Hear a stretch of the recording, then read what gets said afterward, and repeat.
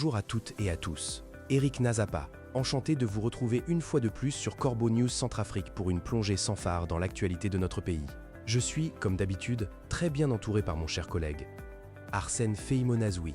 Bonjour Arsène. Bonjour Eric et bonjour à notre fidèle public. C'est toujours un plaisir d'être là. Arsène, mon ami, dis-moi, qu'est-ce qui retient notre attention aujourd'hui?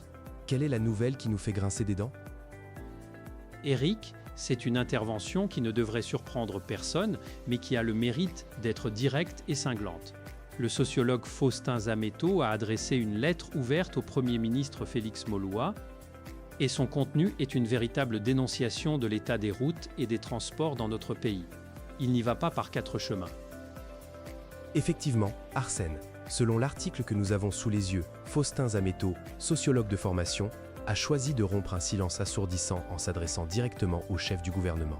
Ce document, présenté comme percutant, détaille sans phare la dégradation lamentable des infrastructures routières et exige, tenez-vous bien, des actions immédiates pour enfin sortir de leur isolement les régions laissées pour compte. On se demande bien ce qu'ils attendaient jusqu'à présent. Et cette lettre ouverte, Eric, elle n'est pas sortie de nulle part, elle se fait l'écho des populations totalement oubliées. On parle de Bangassou, Pawa, Magui, Kembe, Nakombo, Karno, Ndélé, Birao, Bambari, Bossambélé, Bouar, Mongumba, Mbata, Mokpoto, Botambi, Borosé, Dédé Mokuba, Dimbi et Yaloké. C'est une liste qui donne le vertige, non?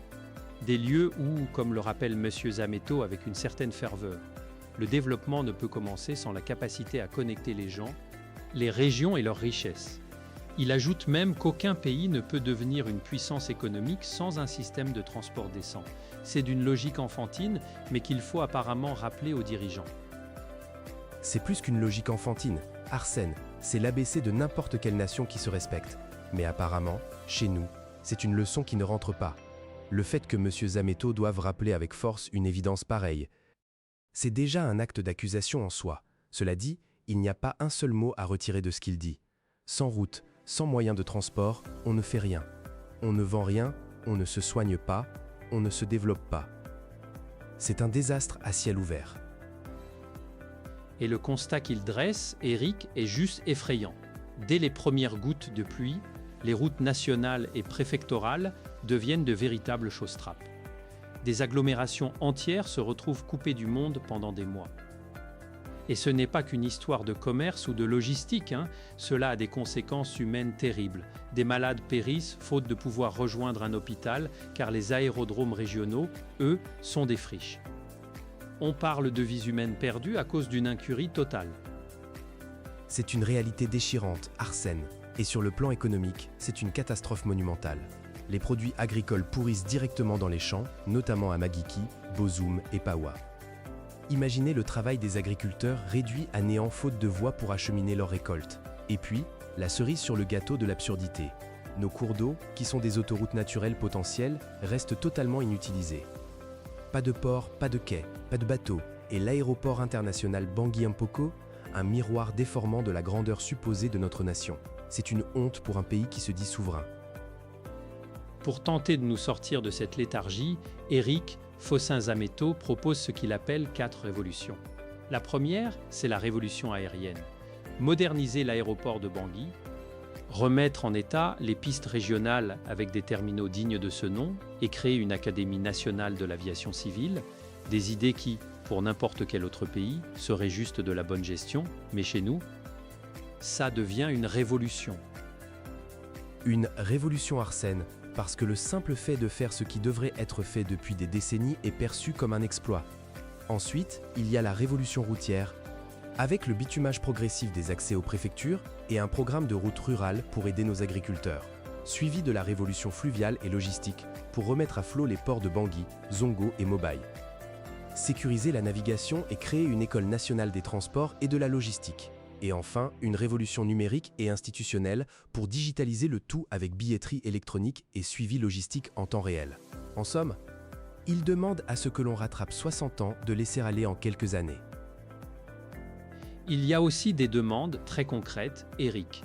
Cette lettre exige, en priorité absolue, la réalisation de 3 corridors que M. Zametto qualifie de vitaux d'ici 2030. l'axe routier Bangui-Garoua-Boulaï. L'axe Bangui-Bambari-Bria-Birao et la liaison fluviale Bangui-Zongo. Et il ne s'arrête pas là. Il demande que chaque kilomètre construit soit rigoureusement sécurisé par nos forces armées centrafricaines pour faire barrage aux prédateurs qui s'en mettront plein les poches si on les laisse faire. Oui, Arsène, et c'est là que l'on touche le nerf de la guerre, le financement. Faustin Zametto exige que 5% des revenus issus de l'exploitation de l'or et du diamant soient directement affectés au fonds routier. 5%. C'est dérisoire quand on pense à l'ampleur du problème et à la manne que ces ressources représentent. Cela nous dit beaucoup sur la gestion actuelle de nos richesses et où ces fortunes s'évaporent au lieu de servir le bien commun. C'est une dénonciation claire des priorités de l'empereur Faustin et de son entourage. Interrogé par nos journalistes du NC, Faustin Zametto a éclairci sa démarche. Il a dit que le peuple en a assez des promesses, il veut voir des infrastructures concrètes, modernes et qui durent. C'est une vérité qui résonne fort dans les chaumières, Éric. Personne ne croit plus au discours creux. Exactement, Arsène. Et face à la question du financement dans un contexte économique difficile, M. Zametto a été pragmatique. Il reconnaît les budgets limités, mais c'est précisément pour cela qu'il ne demande pas la lune d'un coup. Mais cible des axes stratégiques, des priorités claires. Et il a conclu notre échange en soulignant le rôle essentiel des jeunes générations. Selon lui, les métiers des transports, de la logistique, de l'ingénierie et de l'aviation doivent être investis par la jeunesse pour bâtir la Centrafrique de demain. Un appel à la relève, Arsène, car la génération actuelle semble bien engluée dans l'immobilisme. Un appel qui, espérons-le, sera entendu bien au-delà des mots écrits. Un grand merci à Faustin Zametto pour cette intervention salutaire. L'article que nous venons de commenter a été rédigé par Anselme Mbata. Et si vous aussi vous souhaitez nous contacter pour nous alerter, nous informer ou simplement nous faire part de vos commentaires, n'hésitez pas. Le numéro de Corbeau News Centrafrique est le +236 70 16 44 65. Prenez bien soin de vous et à très vite.